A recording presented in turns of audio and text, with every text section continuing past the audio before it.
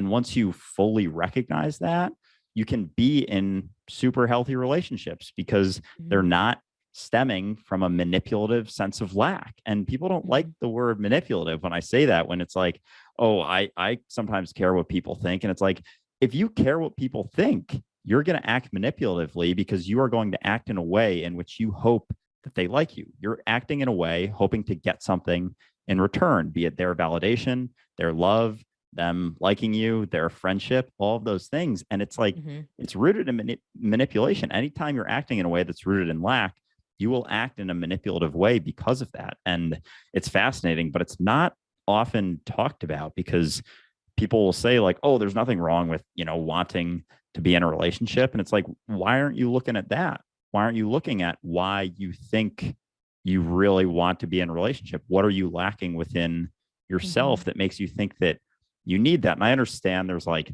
sort of levels to that. There's some people Mhm. that I Mhm. know that are like, I need to find someone, and they're like on the prowl at Mhm. all times, Mhm. like walking down the street, just like looking at everyone like that could be my future wife, that could be my future husband, or whatever it may be. Yeah. There's definitely levels to it, but it's Mhm. interesting. I love this conversation because as long as you feel a need to have someone in your life, you will not be acting authentically. You will be acting in a way, doing your best to keep them around, whether you know it or not.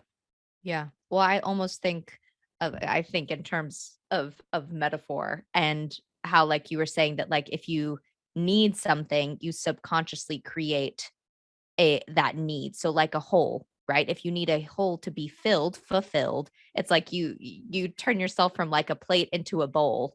And it's like bowls need to be filled. A plate is always going to be flat, right? Like you're always going to stay at an equilibrium. And whenever you just like don't allow yourself to sink into a bowl, I guess, and learning how to navigate of like what's the difference between a want and a need,